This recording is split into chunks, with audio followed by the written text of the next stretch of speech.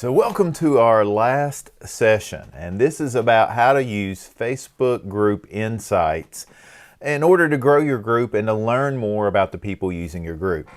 Now, again, going back to why we're doing a group in the first place, we want to connect people. We want to help people really learn how to, use Facebook groups to build community and create these conversations within our church. And when we do that, the question is, how are we doing? How do we know if what we are doing is working, if it's being effective? I've talked about how we can use Facebook groups to do discipleship from a distance. So what are our metrics? How do we know when we're successful and when people are truly connecting, or are we just wasting time? And that's a tough question to ask, because there are a lot of things we can do in church that aren't necessarily the best use of our time.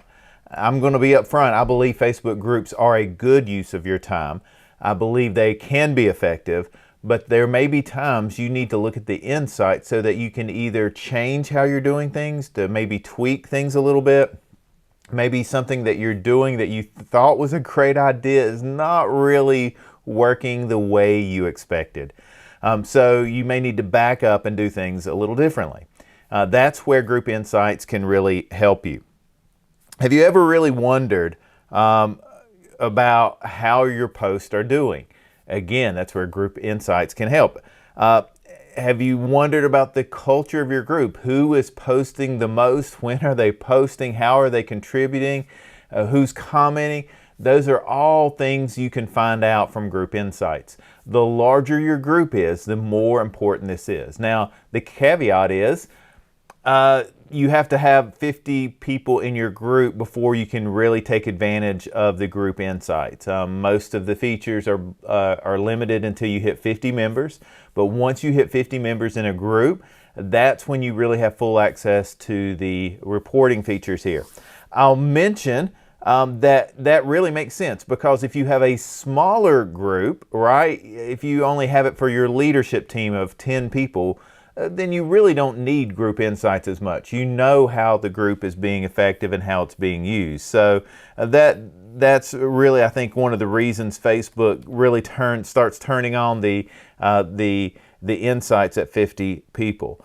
So what I'm going to do, we're going to walk through some of these, what we can learn, how we can use it. I'll give you some scenarios on what we can use it for. And so with group insights, it's going to give you some real-time stats that show the growth over time for your group. It's going to show engagement for your group. How are people engaging? What are they doing? It's going to show you the times that members are most engaged. One of the biggest questions I hear people ask is, when is the most effective time to post? It depends on your group. It depends on your audience. And you'll see that with your group insights. And so what you really want to do is, how do you keep people coming back and interacting? What's working and what's not working? And so let's talk about how we can use the insights in your group. So first, to get to it, when you're in your group, if on the left-hand side of the page, scroll down, and there's you have under settings, you have insights right below that, and then you have growth, engagement, admins and moderators, and membership. So let's kind of walk through that. For your growth, what it's going to show is your total number of members. It's going to show percentage increase or decrease versus the previous month. So the last 28 days or the last 30 days is what it'll default to. You can actually drop that box down and choose the last 7 days or the last 60 days, or even a custom time period. So if you want to see the change over time, this is where you can do that. Also, you can download the details. And so when you download the details, you can download them in either a CSV file, a common separated value, or an Excel spreadsheet. So that's kind of neat. You get to see the total members and the active members. And so what you will see is that people go and deactivate their Facebook. They'll get locked out of their accounts. They won't have active. So that this kind of shows you who's actually active. And then it shows you your membership request, how many of you have, that you've approved in the last month, you've declined and blocked. So just a real quick overview about the growth of your group over time. So that's the growth. Then you have engagement. This is really where you have a lot of options, a lot of things that you can see here. So you see, again, you can choose your time period. You can see how many posts you've had. You can see how many posts per day and over time that you have. You can see the comments. So you can see which days you had the most comments. You can see reactions, which are the like, the like and the wow and the all the different emoji reactions that you can do there. So you can do that too, or you can do see all kind of on the same graph. So that's one thing. You can see your active members. And so again, you see over time who's actually been on the group and seeing your post day by day. You see popular days. I'm looking at a group for our church right now, and surprisingly, or maybe not surprisingly, Saturday is the most popular day for people to post, comment, and react by a pretty significant margin. Wednesday is off the charts low. That's been our worst day. So it's kind of interesting that Friday, Saturday, and Sunday are our top days, a weekend. So that's important to know that midweek is probably not the best time for us to post with our group the way it is now. We also can see popular times when people post, comment, or react, and so for us, one of the most popular times is 11 a.m. That seems to be 11 a.m. on Mondays. You can go day by day. 9 p.m. on Tuesdays. So again, about 2 p.m. on Thursday. Let's see, Saturday is our busiest day. So what time are people interacting? 8 p.m. on Saturdays is a prime time for us. So again, you can just see when people are interacting. Then you also can see your top post. So this is interesting. So you could do the last month, you can do the last 7 days, you can do a custom time frame. See what's working. And I really want to encourage you to do this. And if you're following my posting plan, where you've got different types of posts and you're doing different things on different days of the week, and you've created a kind of a structured plan for posting, and you're utilizing that on your group, you can see which type of posts are getting the most engagement. But this is also for people in your group who are posting topics as well. So you can see what's working that they're posting. And so you may be surprised. Sometimes I'm looking at the last 28 days. We have a prayer request post. It's the very top post. It's got the most comments. We have someone that needs a babysitter that's going back to work. We have a quote that someone shared. We've got all sorts of things that you see popping up on our top post. So it's just interesting to take a minute and look at your insights. And so again, this is just really, it gives you some really good information here. Now, when you start looking at this and you're seeing the top post, then it starts making you start thinking about who is really interacting the most, and we'll get down to that in a minute. Then you have an admin and moderator tab.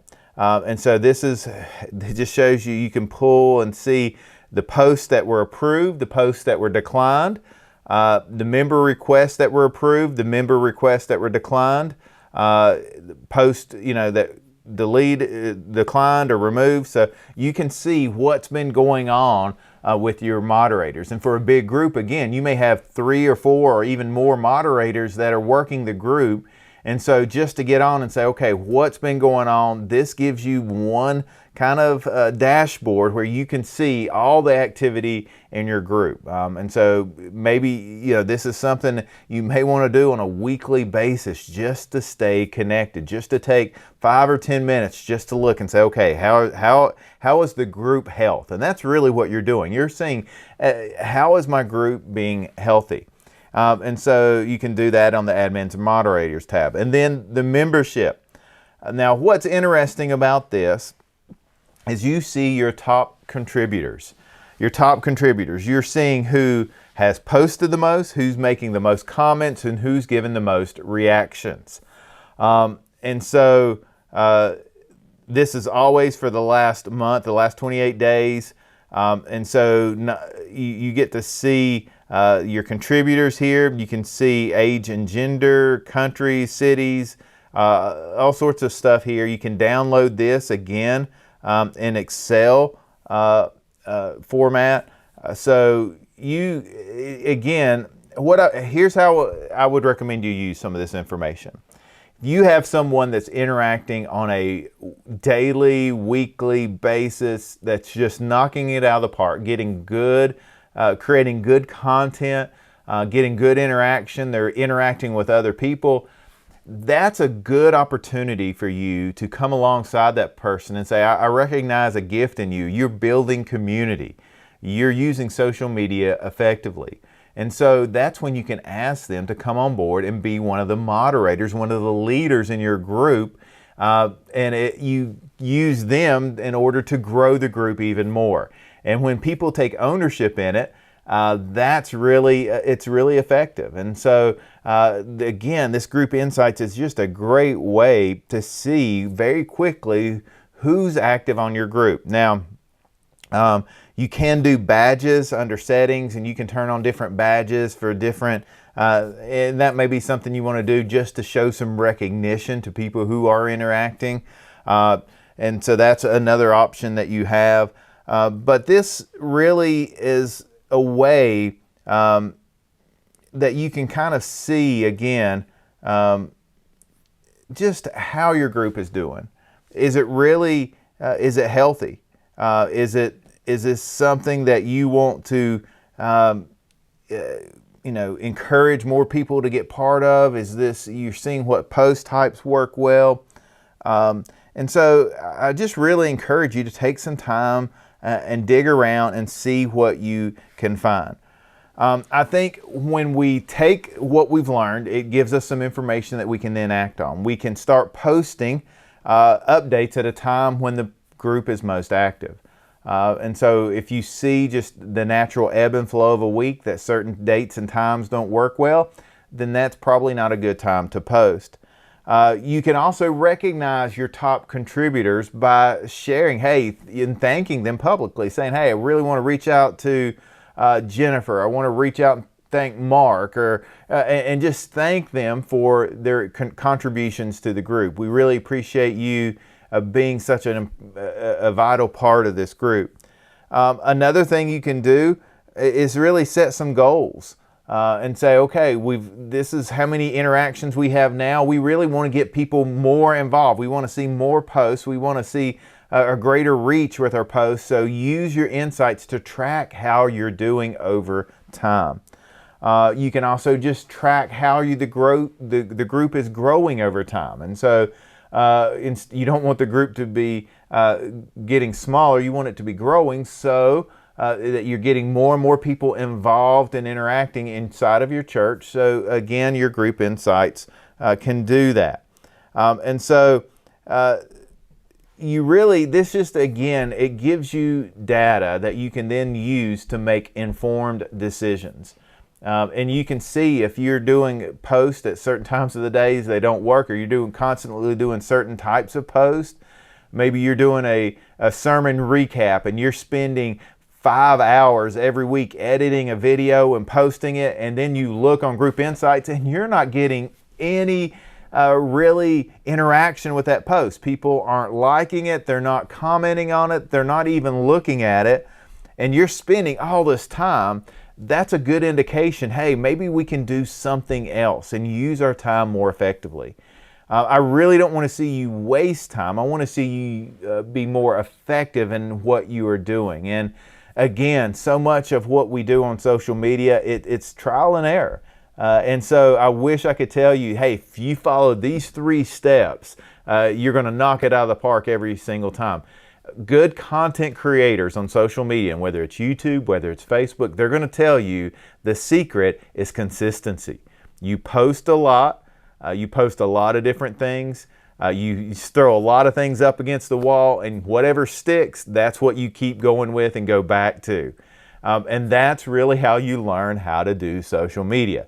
Every post you do is not going to be great, it's not going to be effective, but Group Insights will help you learn how to do that and really learn how to, over time, it will give you a better feel for what works so that you'll have some better intuition about how to post in the future. So I hope this entire course has been helpful.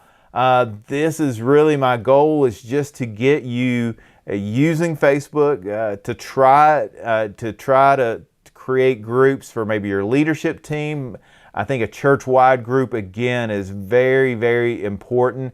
There's a power in using Facebook groups. It really is such a free, effective tool that we have at our disposal. So I just really encourage you, if you're still a little hesitant, then maybe try it with a smaller group or a smaller ministry or smaller leadership team, get the hang of it, and then roll it out church-wide. So for now, I feel like that's a great way to go. We'll continue learning and growing together, and whether, Facebook is going to keep changing and tweaking things on their end too. And I'll try to keep you updated on my blog at onlineministrymadesimple.com about the changes that come. But I appreciate you taking the time to learn more for your church. And I just want to leave you with this blessing, that I will be praying for your church. I'll be praying that you can reach people for Jesus, that you can connect them to each other, and you can connect them to God. And so with that, God bless, and thanks for taking the time to study together.